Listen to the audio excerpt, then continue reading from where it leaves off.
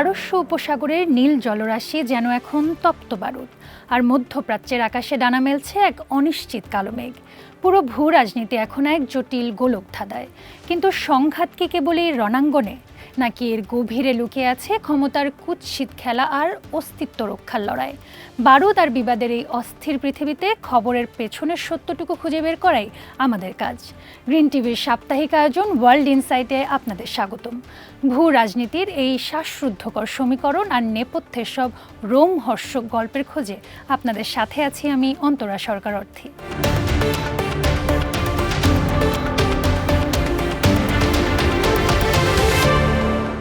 পারমাণবিক কর্মসূচি ও নিষেধাজ্ঞা ইস্যুতে যুক্তরাষ্ট্রকে এক চুলো ছাড় দিতে নারাজ ইরান। এরই মধ্যে মার্কিন প্রেসিডেন্ট ডোনাল্ড ট্রাম্পের কড়া সমালোচনা করেছেন ইরানের প্রেসিডেন্ট মাসুদ পেজেশকিয়ান। এদিকে ইসরায়েলের অভ্যন্তরে বাড়ছে নেতানিয়াহু বিরোধী বিক্ষোভ। লেবানন সীমান্তেও প্রাণ হারাচ্ছে ইসরায়েলি সেনারা। অন্যদিকে ইসলামাবাদে সম্ভাব্য শান্তি আলোচনার প্রস্তুতি চললেও যুদ্ধের হুঁশিয়ারি দিয়ে রেখেছে তেহরান। ইরানের পারমাণবিক কর্মসূচি নিয়ে নতুন করে উত্তপ্ত তেহরান ওয়াশিংটন সম্পর্ক। প্রেসিডেন্ট মাসুদ পেজেশকিয়ান স্পষ্ট জানিয়ে দিয়েছেন, ইরানের পারমাণবিক অধিকার কেড়ে নেয়ার কোনো এখতিয়ার ডোনাল্ড ট্রাম্পের নেই। এদিকে রোববার ভোরে ইরানের রাষ্ট্রীয় টেলিভিশনে হুঁশিয়ারি উচ্চারণ করেছেন পার্লামেন্ট স্পিকার মোহাম্মদ বাঘের গালিবাফ। তিনি সাফ জানান, ওয়াশিংটনকে বিশ্বাস করে না তেহরান। যে কোনো মুহূর্তে আবারও লড়াই শুরুর প্রস্তুতি রয়েছে তাদের। চরম উত্তেজনার মাঝে বড় ঘোষণা দিয়েছে ইরানের ইসলামী বিপ্লবী গার্ড বাহিনী আইআরজিসি। মার্কিন অবরোধ প্রত্যাহার না হওয়া পর্যন্ত হরমুজ প্রণালী পুরোপুরি বন্ধ রাখার সিদ্ধান্ত নিয়েছে তারা। আগে খোলা রাখা বিশেষ করিডোরও এখন থেকে বন্ধ থাকবে। আইআরজিসির সতর্কবার্তা, নিষেধাজ্ঞা অমান্যকারী যে কোনো জাহাজ হবে তাদের লক্ষ্যবস্তু। এদিকে লেবাননের দক্ষিণাঞ্চলে গত 2 দিনে প্রাণ হারিয়েছেন আরও 2 ইসরায়েলি সেনা।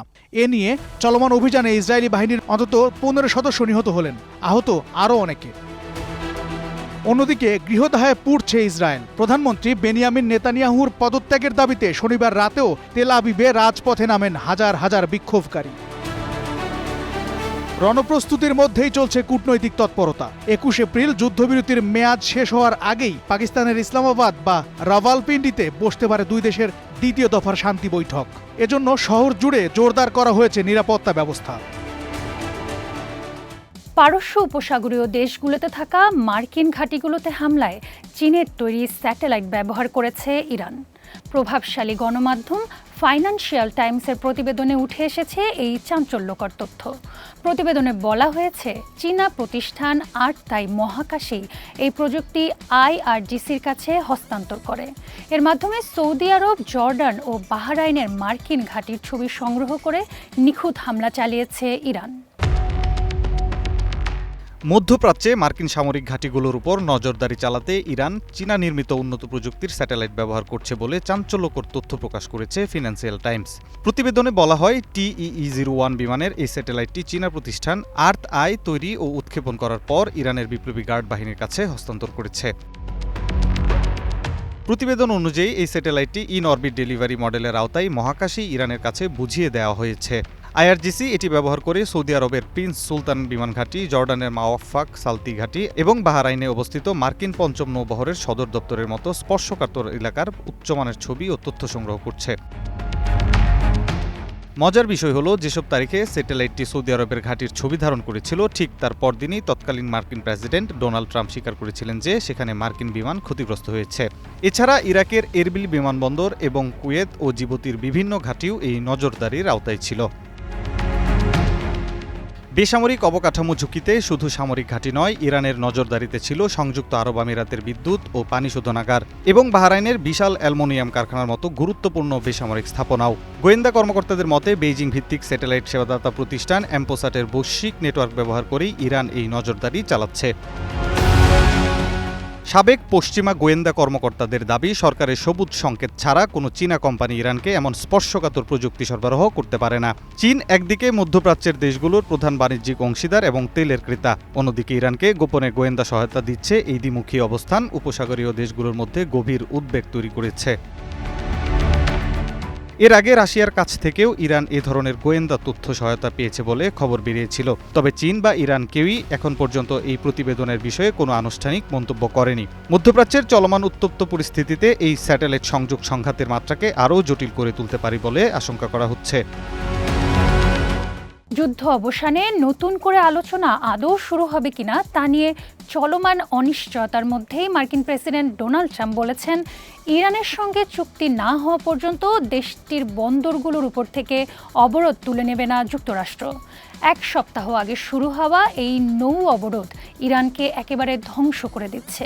নিজের সামাজিক মাধ্যম ট্রুথ সোশ্যালে লিখেছেন ট্রাম্প, চলমান সংঘাতে তার দেশ বড় ব্যবধানে জয়ী হচ্ছে বলেও দাবি করেছেন তিনি। The strait will open up. If we just left, the strait's going to, otherwise they make no money.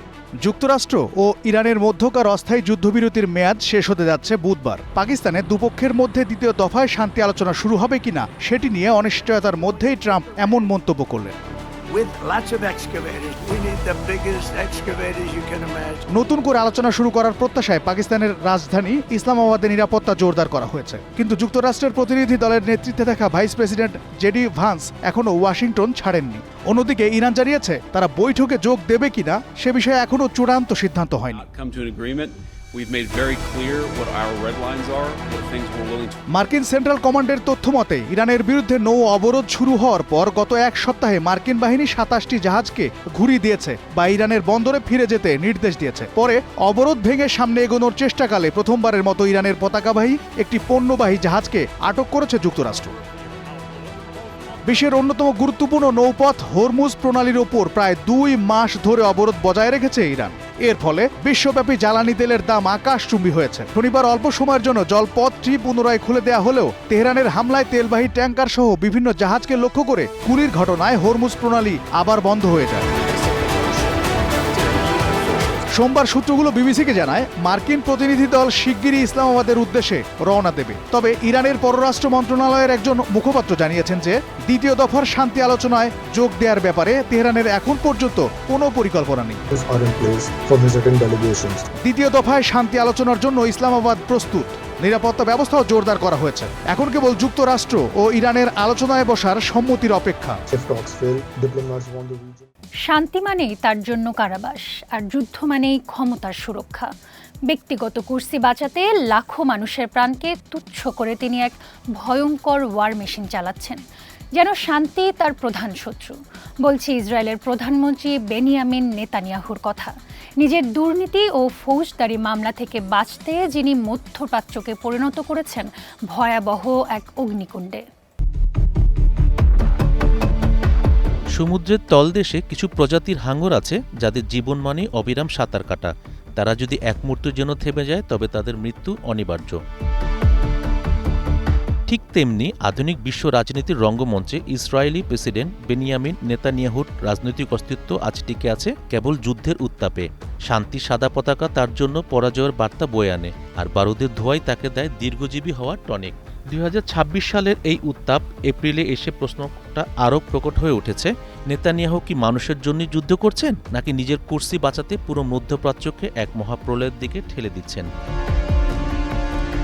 গত 28শে ফেব্রুয়ারি থেকে শুরু হওয়া ইরান যুদ্ধের নেপথ্যে নেতানিয়াহুর চতুর মস্তিষ্কের ছাপ স্পষ্ট। পারমাণবিক অস্ত্রের ধোঁয়াশা তুলে তিনি প্রলুব্ধ করেছেন তার দীর্ঘদিনের মিত্র ডোনাল্ড ট্রাম্পকে। ট্রাম্প যখন ইরানের সঙ্গে 14 দিনের সাময়িক যুদ্ধবিরতির সায় দিলেন, তখনই সারা বিশ্ব স্বস্তির নিঃশ্বাস ফেললেও নেতানিয়াহুর কপালে দেখা দিয়েছিল চিন্তার ভাঁজ।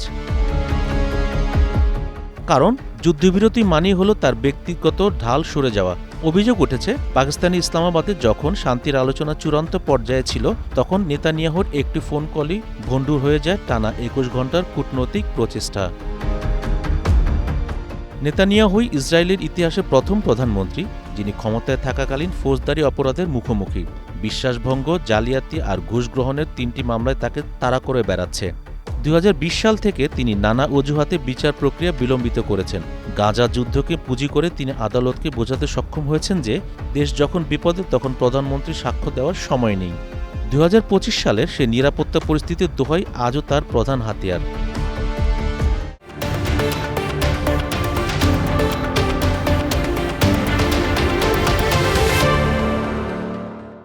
বিরতির পর আবারও স্বাগত ওয়ার্ল্ড ইনসাইটে। চাঁদে গড়ে তোলা যেতে পারে স্ববর্ধনশীল শহর, এবং এটা 10 বছরেরও কম সময়ে। এমন পরিকল্পনার কথাই জানিয়েছেন ইলন মাস্ক। এক্স টেসলা আর স্পেস এক্সের প্রধান নির্বাহী ও বিশ্বের সবচেয়ে ধনী এই ব্যক্তি তার সাম্প্রতিক এক্স পোস্টে লিখেছেন একথা। মঙ্গল গ্রহে শহর নির্মাণের পরিকল্পনা থেকে সরে এসে চাঁদে শহর গড়ার দিকে মনোযোগ দিচ্ছে স্পেস এক্স। স্ববর্ধনশীল শহর নিয়ে আনুষ্ঠানিকভাবে কোনো পূর্ণাঙ্গ নকশা বা বিশদ পরিকল্পনা প্রকাশ করা হয়নি। এখন পর্যন্ত তা ইলন মাস্কের সামাজিক যোগাযোগ মাধ্যম এক্সে শেয়ার করা পরিকল্পনার পর্যায়ে আছে।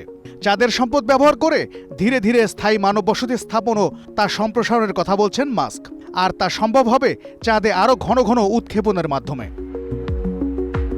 নিজের পোস্টে মাস্ক লিখেছেন, এটি 10 বছরেরও কম সময়ে বাস্তবায়ন করা সম্ভব, যেখানে মঙ্গল গ্রহে একই কাজ করতে 20 বছরের বেশি সময় লাগবে। স্পেস এক্সের মিশন একই রয়েছে, আমরা যেমনটি জানি তেমন চেতনা ও জীবনকে নক্ষত্রের দিকে সম্প্রসারিত করা।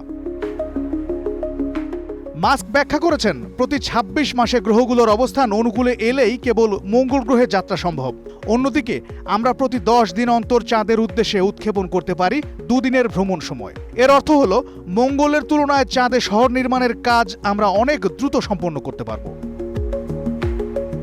স্পেস এক্স এর মিশন এখনো মাস্কের বহুদিনের লালিত উচ্চাভিলাষী স্বপ্ন পূরণ, অর্থাৎ মঙ্গল গ্রহে শহর নির্মাণ করা, আর প্রায় 5 থেকে 7 বছরের মধ্যে এ কাজ শুরু হবে। তবে সভ্যতার ভবিষ্যৎ সুরক্ষিত করাই সর্বোচ্চ অগ্রাধিকার, আর সেক্ষেত্রে চাঁদ দ্রুততর বিকল্প, এক্সে লিখেছেন মাস্ক। মাস্কের মন্তব্যের পর তার ভক্ত অনুসারীরা দ্রুতই চাঁদের সম্ভাব্য শহরটির নকশা এঁকে শেয়ার করতে শুরু করেন।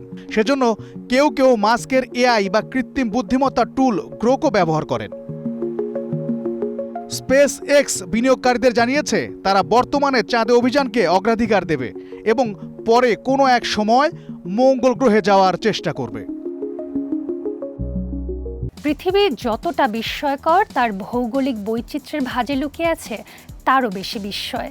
পৃথিবীতে রয়েছে বেশ কিছু রহস্যময় দ্বীপ, অনাবিষ্কৃত গভীর সমুদ্র, অদ্ভুত প্রাকৃতিক গঠন, বিচ্ছিন্ন মানবগোষ্ঠী আর প্রাচীন সভ্যতার চিহ্ন। সব মিলিয়ে এক একটি দ্বীপ পরিণত হয়েছে রহস্য, কিংবদন্তি ও কৌতূহলের ভাণ্ডারে। রহস্যজনক এসব দ্বীপের ঘটনা জানাবো এবার।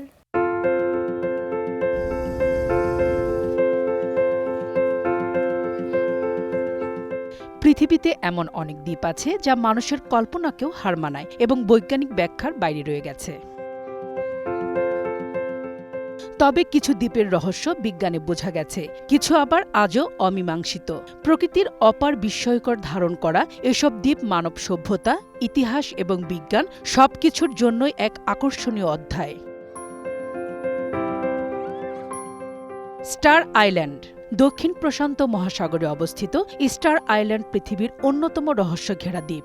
এখানে রয়েছে শত শত পাথরের বিশাল মানবাকৃতি মূর্তি মোয়াই। প্রতিটি মূর্তি কয়েক টন ওজন এবং 20 থেকে 30 ফুট লম্বা। বিজ্ঞানীরা আজও নিশ্চিত করে বলতে পারেননি প্রাচীন মানুষ কিভাবে এত বড় পাথর কেটে মূর্তি বানিয়েছিল।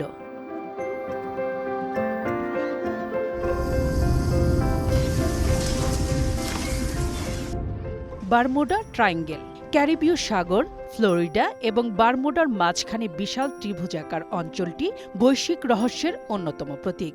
বারমুডা ট্রায়াঙ্গেল শত বর্ষ ধরে এখানে বহু জাহাজ, বিমান, সাবমেরিন এবং মানুষ কোনো চিহ্ন না রেখেই হারিয়ে গেছে।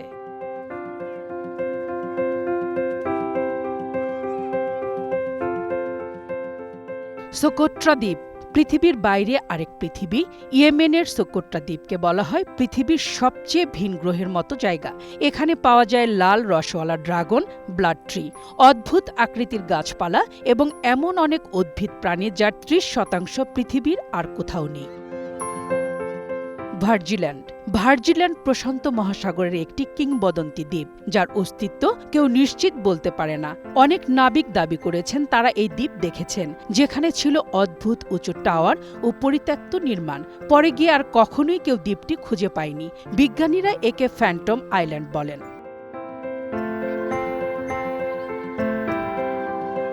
প্রকৃতি, ইতিহাস, বিজ্ঞান আর মানব সভ্যতার মিলিত বিস্ময় রহস্য যেন লুকিয়ে আছে পৃথিবীর এসব দ্বীপে।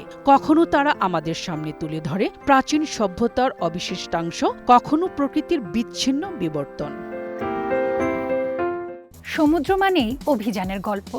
সাগরের বুকে কত শত জানা অজানা কাহিনী তৈরি হয়েছে, সেগুলোর কোনোটি বিজয়ের, আবার কোনোটি হারানোর। সাধারণত সেসব কাহিনীর পাশাপাশি সমুদ্রকে ঘিরে রহস্যময় ঘটনার সংখ্যাও কিন্তু কম নয়, যেগুলোতে উঠে এসেছে সমুদ্র ও সমুদ্রের ভাসমান অদ্ভুত কিছু জাহাজের গল্প। সমুদ্রের বুকে মানুষের বিচরণের ইতিহাস যতদিনের, জাহাজডুবির গল্প চলছে ঠিক ততদিন ধরে। সম্প্রতি ইউনেস্কোর একটি হিসাব অনুযায়ী এ পর্যন্ত বিশ্বব্যাপী সমুদ্রে ডুবে গেছে প্রায় ৩ মিলিয়ন জাহাজ। হাজার বছরের এই জাহাজডুবির ইতিহাস মানুষের মুখে মুখে ঘুরে ফিরে জন্ম দেয় রূপকথার। কিছু কিছু কাহিনী খুব সুন্দর করে নথিভুক্ত করা হয়েছে, আবার কিছু জাহাজডুবি ঘটেছে একেবারে ইচ্ছাকৃতভাবে। যে জাহাজগুলো মাঝ সমুদ্রে ডুবে গেছে তার সাথে মিশে আছে হাজারো রহস্য। জাহাজ টিটি জিওন 2012 সালে লাস ওলাস বোলভার্ডের পশ্চিমে ফোর্ট লউডারডেল বিচের কাছে খুঁজে পাওয়া যায় জাহাজটিকে। আর 10টা জাহাজের মতনই দেখতে ছিল সেটি, তবে অন্যদের চেয়ে অনেক বেশি সুসজ্জিত ছিল। বিশাল জাহাজটিতে রহস্যময় হলো এতে কোনো মানুষ কিংবা মানুষের চিহ্ন ছিল না।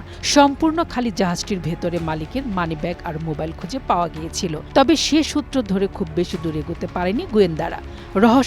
রহস্যই রয়ে গিয়েছে। জেব্রিনা 1917 সালে ফ্রান্স থেকে জেব্রিনা নামের বজরাটি চলতে শুরু করে এবং এর খানিক বাদেই এর সব আরোহী উধাও হয়ে যায়। সে সময় এর ভেতরে ছিল 5 জন মানুষ। মনে করা হয় জার্মানি এই ইউ বুট এসে এর মানুষগুলো পাকড়াও করে নিয়ে যায়। তবে ইতিহাসে যেটাই হয়ে থাকুক না কেন, রহস্যময় জাহাজের তালিকায় নাম উঠে এসেছে জেব্রিনারও। ওরাং মেডান 1947 সালে এই ডাচ কার্গো জাহাজটিকে ইন্দোনেশিয়ার কাছে খুঁজে পাওয়া যায়। এর সবকিছু ঠিকঠাক থাকলেও শুধু ঠিক ছিল না এর যাত্রীরা। সবাই জাহাজের ভেতরে ছিলেন, তবে তাদের সবাই ছিলেন মৃত। শরীরে কোনো ধরনের আঘাতের চিহ্ন ছিল না তাদের, তবে মৃতদের মুখভঙ্গিতে ছিল ভয়। স্কুনার জেনি 1823 সালে জেনি থেকে ক্যাপ্টেন নিজের জার্নালে একটি বার্তা লেখেন, তা হলো 71 দিন ধরে খাবার নেই, তিনি একাই বেঁচে আছেন। এর প্রায় 17 বছর পর খুঁজে পাওয়া যায় জাহাজটি। অ্যান্টার্কটিকার প্রচণ্ড ঠান্ডায় তখন জমে গিয়েছিলেন ক্যাপ্টেন। বরফ হয়ে যাওয়া ক্যাপ্টেন তখনও বসেছিলেন চেয়ারে, আর তার হাতে ধরা ছিল কলম। পরে ক্যাপ্টেনের মৃতদেহ উদ্ধার করে যথাযোগ্য মর্যাদায় সমাহিত করা হয়। কোবেনহেভেন জাহাজটি মূলত নাবিকদের প্রশিক্ষণ দেওয়ার কাজে ব্যবহৃত হতো। শেষ 1928 সালে প্রশিক্ষণের কাজে ব্যবহার হয় এটি। এরপর আর খোঁজ পাওয়া যায়নি। কিছুদিন পরে অবশ্য একে পাওয়া যায় এবং ধারণা করা হয় যে এর 75 জন মানুষ সাগরে একটি আইসবার্গে ধাক্কা খায়। তবে ঘটনা তখনই শেষ হয়নি। এরপর বেশ কয়েকবার একই স্থানে হুবহু একই রকমের জাহাজ দেখা গেছে বেশ কয়েকবার। রোজ সিমন্স 1912 সালে ক্রিসমাস ট্রি বহন করা এই কার্গো জাহাজ ঝড়ের কবলে পড়ে ধ্বংস হয়ে যায়। এর অনেক পরের কথা, হঠাৎ করেই দেখা যায় জাহাজটিকে। মারা যাওয়ার আগে একটি বার্তা লিখে বোতলে করে ভাসিয়ে দিয়েছিলেন একজন নাবিক। সেই বার্তা, হঠাৎ দেখতে পাওয়া জাহাজ আর জ্বলে ওঠা ক্রিসমাস ট্রি সব মিলিয়ে ভুতুড়ে করে একটি কাহিনী তৈরি হয় জাহাজটি নিয়ে।